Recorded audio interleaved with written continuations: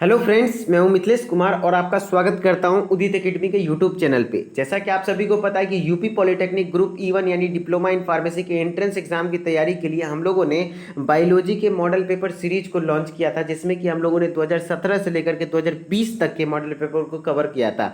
आज हम लोग उसका रिविजन सीरीज कर रहे हैं, जिसका कि ये मॉडल पेपर रिविजन सीरीज चल रहा है, जिसका कि ये पार्ट 3 वीडियो है। ठीक है, जो भी बच्चे अभी तक इसका पार्ट 1 और पार्ट 2 नहीं देखे हैं वो उदित एकेडमी के यूट्यूब चैनल पर जाइए, देन प्लेलिस्ट सेक्शन में जाइए, वहां पे आपको मॉडल पेपर रिवीजन सीरीज नाम से मिल जाएगा प्लेलिस्ट, वहां से आप विजिट कर सकते हैं। ठीक है, और इस रिवीजन सीरीज को कंप्लीट करने के लिए और 3 लेक्चर्स आएंगे, जो कि 12 बजे आएंगे, फिर 2 बजे एक आएंगे, फिर उसके बाद 4 बजे आएंगे। देन आपका ये कंप्लीट मॉडल पेपर का रिवीजन हो जाएगा। ठीक है, और टाइम में थोड़ा बहुत आगे पीछे हो सकता है, इसके लिए आपको यहाँ पे साथ साथ वीडियोस को देखते चलिए, क्योंकि आप अगर आप साथ साथ नहीं देखेंगे तो आपका बैकलॉग हो जाएगा, फिर आप नहीं देख पाएंगे। ठीक है, तो आपको नोटिफिकेशन राइट टाइम पे मिलना चाहिए। नोटिफिकेशन के लिए आप यूट्यूब चैनल जो है उसको सब्सक्राइब करके नोटिफिकेशन बेल को ऑन कर लीजिए, या तो आप टेलीग्राम चैनल उदित एकेडमी को ज्वाइन कर लीजिए, मैं यहाँ पे भी लिंक भेज देता हूँ। ठीक है, तो टेलीग्राम चैनल है उदित एकेडमी के नाम से, वहाँ पे आप जाइए, सर्च कीजिए टेलीग्राम पे, देन ज्वाइन कर लीजिए। यहीं पे मैं क्लासेस की नोटिफिकेशन भेजूंगा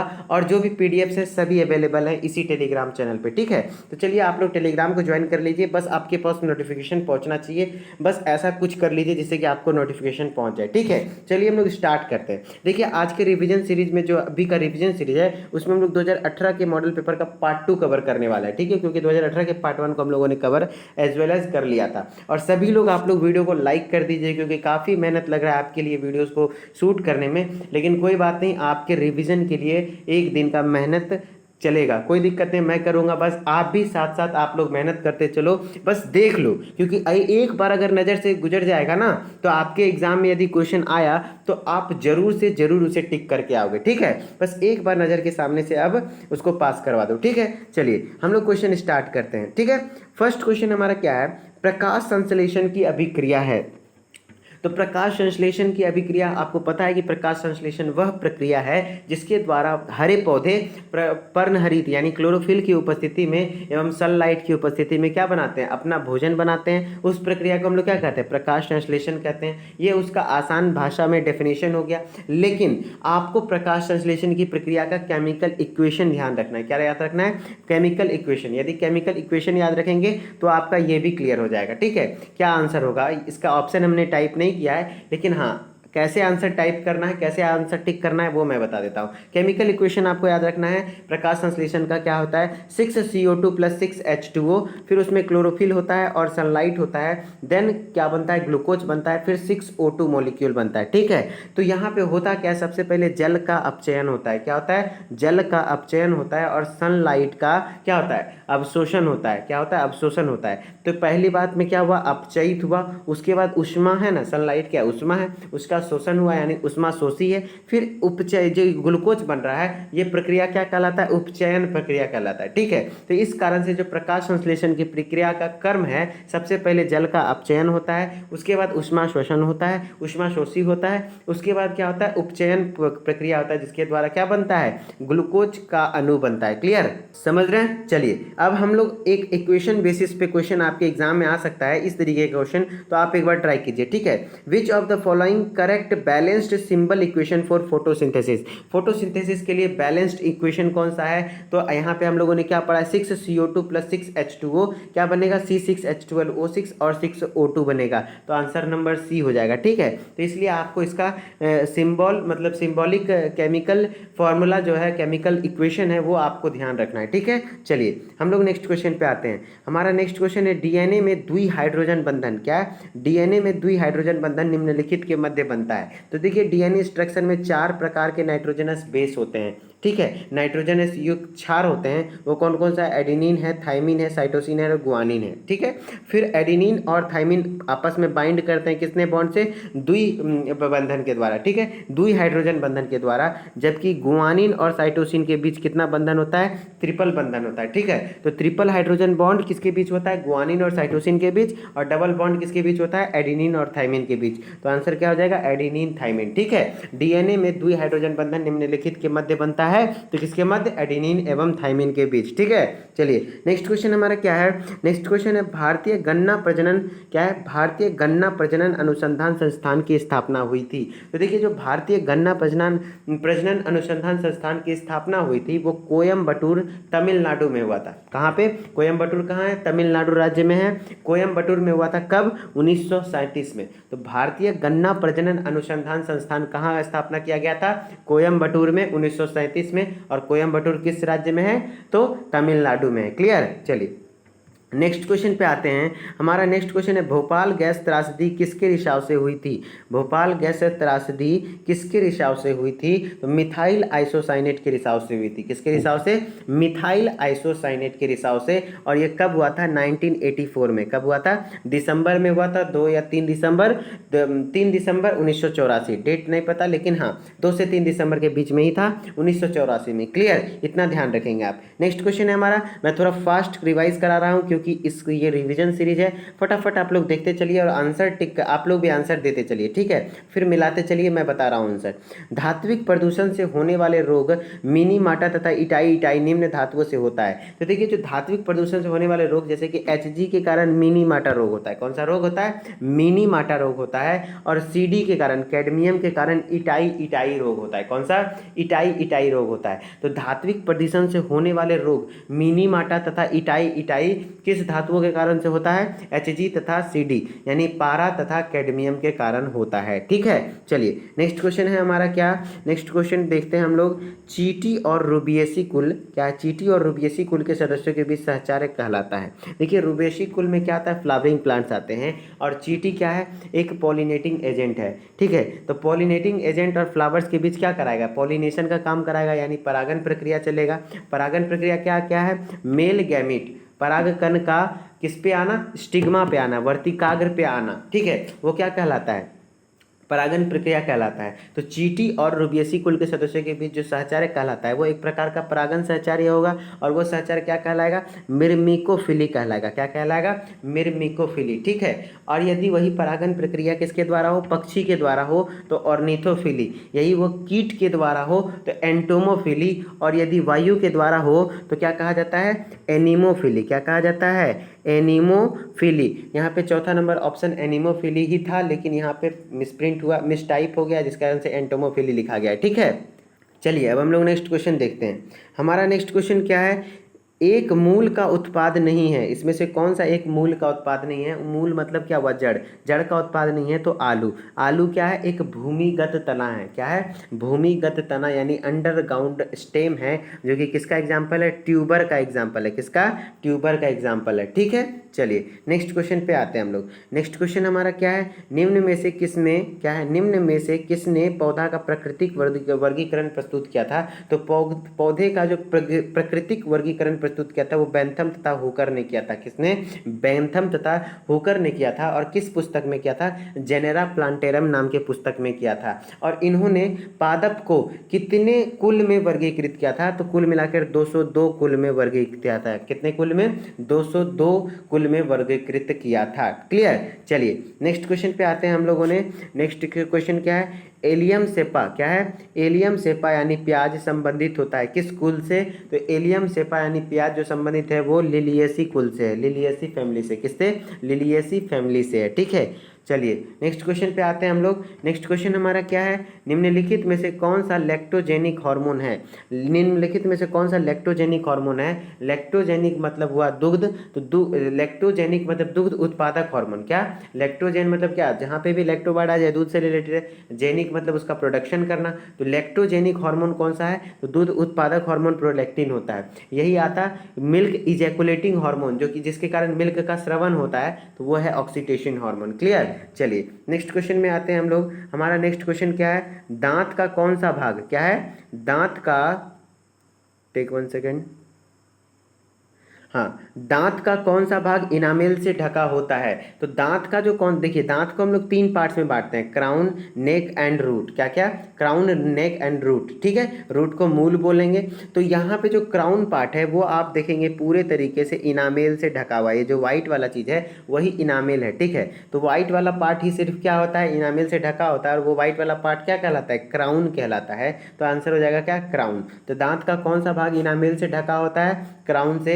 और जितने भी इंसान में जो सबसे ज़्यादा कठोरतम पदार्थ है वो कौन है? इनामेल ही है, ठीक है। चलिए नेक्स्ट क्वेश्चन है हमारा क्या? हमारा नेक्स्ट क्वेश्चन है न्यूरोजेनिक हृदय पाया जाता है। तो न्यूरोजेनिक हृदय किस में पाया जाता है? तिलचट्टा में पाया जाता है। किसमें? तिलचट्टा में। हम लोगों में किस प्रकार का हार्ट पाया जाता है? मायोजेनिक हार्ट पाया जाता है। किसमें? मायोजेनिक हार्ट पाया जाता है। क्लियर। चलिए नेक्स्ट क्वेश्चन में आते हैं हम लोग। नेक्स्ट क्वेश्चन है परिनिस्यंदन। क्या? परिनिस्यंदन यानी अल्ट्रा फिल्ट्रेशन होता है किस में होता है? बोमेन कैप्सूल में होता है। किस में होता है? परिनिस्यंदन यानी अल्ट्रा फिल्ट्रेशन किस में होता है? बोमेन कैप्सूल में होता है। ओके, बोमेन कैप्सूल क्या है? तो आपको पता है कि नेफ्रॉन में जो ऊपर वाला कप लाइक स्ट्रक्चर होता है उसको हम लोग क्या कहते हैं? बोमेन कैप्सूल कहते हैं। क्लियर। चलिए नेक्स्ट क्वेश्चन पे आते हैं हम लोग। हमारा नेक्स्ट क्वेश्चन क्या है? निम्नलिखित में से कौन सा कोशिकांग डीएनए रहित होने पर भी, निम्नलिखित में से कौन सा कोशिकांग डीएनए रहित होने पर भी बिल्कुल, मैंने यहाँ द्विगुणन होगा, द्विगुणन गलत हो गया था, द्विगुणन में बिल्कुल समर्थ है, मतलब फिर भी वो द्विगुणन कर सकता है। मेनली यहाँ पे आप ऐसे समझ सकते हैं, कौन सा कोशिकांग डीएनए रहित है, मतलब जिसमें डीएनए नहीं पाया जाता है, वो है सेंट्रियोल। कौन सा है? सेंट्रियोल। सेंट्रियोल एक ऐसा सेल ऑर्गेनेल है जिसमें कि डीएनए नहीं पाया जाता है। क्लियर। चलिए नेक्स्ट क्वेश्चन पे आते हैं हम लोग। हमारा नेक्स्ट क्वेश्चन क्या है? Take 1 second. नेक्स्ट क्वेश्चन को थोड़ा सा जूम कर लेते हैं। नेक्स्ट क्वेश्चन है वाई गुणसूत्र पर पाए जाने वाले जीन कहलाते हैं, जीव नहीं होगा, जीन कहलाते हैं। तो वाई गुणसूत्र पर पाए जाने वाले जीन को हम लोग होलेंड्रिक जीन कहते हैं। क्या कहते हैं? होलेंड्रिक जीन कहते हैं, ठीक है। वाई गुणसूत्र पर पाए जाने वाले जीन को हम लोग होलेंड्रिक जीन कहते हैं। क्लियर। तो चलिए हम लोग 2018 के पार्ट 2 को भी कवर किए, अब हम लोग 2018 मॉडल पेपर के पार्ट 3 को कवर करते हैं, ठीक है। टेक 1 सेकेंड, मैं स्लाइड ऐड कर रहा हूँ। ओके, चलिए हमारे पास 2018 के मॉडल पेपर का पार्ट 3 बिल्कुल सही सलामत से स्लाइड आ चुका है। अब हम लोग एक बगल से सारे क्वेश्चन को देखेंगे। इस वीडियो के साथ हमारा 2018 का भी मॉडल पेपर का रिवीजन कंप्लीट हो जाएगा, ठीक है। यहाँ पे थोड़ा सा कॉन्सेप्चुअल क्वेश्चन है, चलिए हम लोग देखते चलते हैं आराम से कॉन्सेप्चुअल क्वेश्चन को, क्योंकि अभी भी अगर इसको नहीं देखें तो इस तरीके से ही एग्जाम में इस टाइप के क्वेश्चन को डील करना है। जैसे क्वेश्चन क्या है? यदि एक वर्णांध पुरुष एक सामान्य पुरुष परंतु इस गुण की वाहक स्त्री से विवाह करता है तो संतान क्या होंगे? संतान में क्या प्रोबेबिलिटी बनेगा, ठीक है। तो देखिए ऐसा है कि स्त्री में जो कलर ब्लाइंडनेस की बात करें, किसकी? वर्णांधता में बात करें तो स्त्री में इसका वाहक भी होती है और वर्णांध भी होती है। क्या क्या होती है? वाहक भी होती है और वर्णांध भी होती है। और जो वाहक होती है, मैं पेन का कलर चेंज कर लेता हूँ। और जो वाहक होती है वो वाहक क्या होती है? एक्स सी एक्स होती है, जबकि वर्णांध में दोनों एक्स पर सी सी रहता है, ठीक है। इस तरीके से क्वेश्चन करना है। स्त्री में यदि वाहक बोले तो एक एक्स पर सी होगा, और अगर वर्णांध बोले तो दोनों एक्स पर सी होगा। क्लियर। और पुरुष में क्या होगा? वाहक एग्जिस्ट नहीं करता है, और वर्णांध में क्या होता है? सिर्फ एक्स पर सी होता है। क्लियर। अब हम लोग क्वेश्चन पढ़ते हैं। क्या क्या है? क्या है? यदि एक वर्णांध पुरुष, क्या है? वर्णांध पुरुष एक सामान्य परंतु इस गुण की वाहक स्त्री, वर्णांध पुरुष क्या हो जाएगा? एक्स वाई और एक पे सी, लेकिन वाहक स्त्री क्या हो जाएगी? एक्स एक्स और सी। तो इसको क्रॉस कराना है, इसको क्रॉस हम लोगों ने कराएंगे। हम लोग यदि इसका क्रॉस कराते हैं तो क्या देखने को मिलेगा कि देखिए ये क्या है? वर्णांध पुरुष है और ये वाहक महिला है। इसका जब क्रॉस कराएंगे, ये क्रॉस होगा तो एक्स सी बनेगा, ये क्रॉस होगा तो एक्स सी एक्स बनेगा, ये क्रॉस होगा तो एक्स सी वाई बनेगा, और ये क्रॉस होगा तो एक्स वाई बनेगा। तो यदि आप देखेंगे कि जितना भी लड़का बन रहा है एक्स वाई वाला, उसमें चांस बन रहा है क्या? कि इतना जितना भी लड़का बन रहा है उसमें 50% लड़का क्या होगा? 50% नर का चांस है कि वो वर्णांध हो जाए, और 50% चांस है क्या? कि वो क्या हो जाए? नॉर्मल हो जाए, क्योंकि दो में से एक क्या हो रहा है? वर्णांध हो रहा है, और एक क्या हो रहा है? नॉर्मल हो रहा है। उसी तरीके से महिला में कि 50% ही चांस है कि महिला में क्या होगा? वर्णांध होगा। तो इसका आंसर क्या हो जाएगा? 50% नर तथा 50% मादा क्या होती हैं? वर्णांध होगी। समझे? क्लियर। क्लियर हुआ ना। चलिए अब हम लोग ऑप्शन चेक करते हैं कि यदि एक वर्णांध पुरुष एक सामान्य परंतु इस गुण की वाहक स्त्री से विवाह करता है तो दोनों संतान क्या होंगे, 50% नर तथा 50% मादाएं क्या होंगी, वर्णांध होने की प्रोबेबिलिटी हो सकती है। क्लियर। चलिए इस तरीके से इस क्वेश्चन को करना है। चलिए नेक्स्ट क्वेश्चन है, इस टाइप का क्वेश्चन अगर अभी आपको समझ में नहीं आ रहा है इसका मतलब है इसके पर आप ध्यान मत दीजिए, जिसको समझ में आया बेटर है, जिसको नहीं समझ में आया उसके लिए कोई दिक्कत नहीं है। ऐसे टाइप के क्वेश्चन को आप देखना ही नहीं है, क्योंकि अब इतना टाइम नहीं है आपके पास कि इस टाइप के क्वेश्चन को आप सीख सकें। ठीक है, जिनको पहले से आता था मैं उनको बस थोड़ा सा हिंट्स कर दिया ताकि उनको अगर थोड़ा बहुत कुछ भूले होंगे तो उनको याद आ गया होगा। ठीक है, चलिए कोई बात नहीं, जिनको नहीं समझ में आया एक दो बार और देखिए, अगर होता है तो, नहीं तो छोड़ दीजिए आप। ठीक है, चलिए नेक्स्ट क्वेश्चन है, लेमार्कवाद का आधार है। तो लेमार्किज्म जो थ्योरी है उनका आधार ऐसा था कि वैसा मतलब अंगों का उपयोग एवं अनुप्रयोग के प्रभाव पर, जैसे कि अगर अंग का कोई उपयोग रेगुलर बेसिस पे कर रहा है तो वो अंग और विकसित होगा, और जिस अंग का कोई उपयोग नहीं कर रहा है तो वो धीरे धीरे क्या होने लगता है, विलुप्त होने लगता है। ये किसका कहना था, लेमार्किज्म का कहना था, लेमार्कवाद का आधार था। ठीक है, तो लेमार्कवाद का जो आधार था वो अंगों के उपयोग एवं अनुपयोग के प्रभाव पर था। ठीक है, चलिए नेक्स्ट क्वेश्चन पे क्या है, तंत्रिका आवेग के संचरण में देखिए कंडक्शन ऑफ नर्व इम्पल्स कैसे होता है। आपको मैं दिखाता हूँ कि कंडक्शन ऑफ नर्व इम्पल्स किस प्रकार से होता है। ये देखिए एक्सॉन है, क्या है, एक्सॉन है, और एक्सॉन में क्या होता है, जब नर्व इम्पल्स का कंडक्शन होता है तो कुछ इस प्रकार से होता है कि सोडियम Na+ अंदर की ओर आता है, जहाँ भी देख रहे होंगे आप सोडियम को अंदर की ओर आते देख रहे होंगे, और क्या हो रहा है, सोडियम अंदर की ओर आता है जबकि पोटेशियम क्या हो रहा है, बाहर की ओर आता है। क्या होता है, पोटेशियम बाहर की ओर होता है। तो ऑप्शन आप मैच कर लीजिए, क्या लिखा हुआ है, क्या ऐसा है कि पोटेशियम बाहर की ओर आता है या फिर सोडियम अंदर की ओर आता है, दोनों आंसर होगा। तो ऑप्शन हम लोग मैच करते हैं, Na+ तंत्रिकाक्ष द्रव्य या एक्सोप्लाज्म के अंदर आता है, ये सही है। Na+ अंदर आता है और K+ अंदर आता है और K+ क्या होता है, बाहर जाता है। क्लियर। तो K+ के बारे में और क्या है, तो Na+ वाला तो ऑप्शन छटा गया, K+ अंतरिक्ष द्रव के अंदर आते हैं, नहीं जी बाहर जाते हैं। तो इस प्रकार से हमारा आंसर क्या हो गया, Na+ तंत्रिकाक्ष द्रव्य एक्सोप्लाज्म के अंदर जाता है। क्लियर। चलिए नेक्स्ट क्वेश्चन हमारा क्या है, हमारा नेक्स्ट क्वेश्चन है, एमनियोसेंटेसिस तकनीक का उपयोग किया जाता है। एमनियोसेंटेसिस तकनीक का उपयोग किया जाता है किसके विश्लेषण करने में, तो उल्ब द्रव्य के विश्लेषण करने में। उल्ब द्रव्य कहने का हुआ एमनियोटिक फ्लूइड, क्या, एमनियोटिक फ्लूइड का विश्लेषण किया जाता है।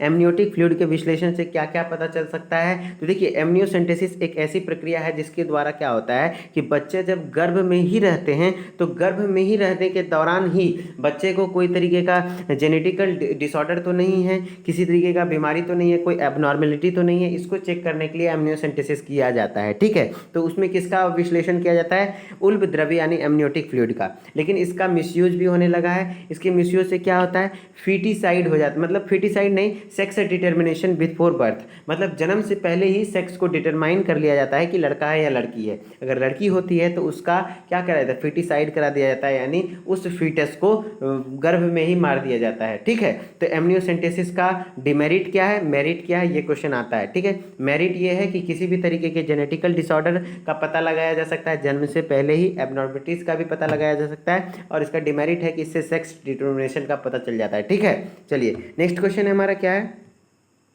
विटामिन के की आवश्यकता होती है। तो विटामिन के की आवश्यकता क्या, हम लोगों ने पढ़ा कि विटामिन क्या करता है, रक्त स्कंदन में मदद करता है, यानी रक्त को थक्का करने में मदद करता है। तो कैसे, तो ये क्या करता है, सिंथेसिस ऑफ प्रोथ्रोम्बिन, मतलब प्रोथ्रोम्बिन का सिंथेसिस करता है, प्रोथ्रोम्बिन का संश्लेषण करता है, कौन, विटामिन के। और प्रोथ्रोम्बिन क्या है, एक क्लॉटिंग फैक्टर है जो कि खून को जमने में मदद करता है। तो इसी प्रकार विटामिन के भी क्या करता है, रक्त स्कंदन में मदद करता है। क्लियर। चलिए नेक्स्ट क्वेश्चन पे आते हैं हम लोग, हमारा नेक्स्ट क्वेश्चन है, निम्न में से किस सूक्ष्म जीव को पादप जगत का जोकर कहा जाता है, joker of the plant kingdom. तो माइकोप्लाज्मा को कहा जाता है, किसको, joker of the plant kingdom किसको कहा जाता है, माइकोप्लाज्मा को। और माइकोप्लाज्मा का ही एक और नाम क्या है, PPLO, जिसको कि हम लोग क्या कहते हैं, प्लूरोनिमोनिया लाइक ऑर्गेनिजम्स। और ये सबसे छोटी कोशिका भी कौन है, माइकोप्लाज्मा ही है। क्लियर। चलिए नेक्स्ट क्वेश्चन पे आते हैं, संयोजी उत्तक में पाया जाने वाला कैंसर, यानी कनेक्टिव टिश्यू में पाया जाने वाला कैंसर है, उसको हम लोग सार्कोमा कहते हैं। क्या कहते हैं, सार्कोमा कहते हैं। ठीक है,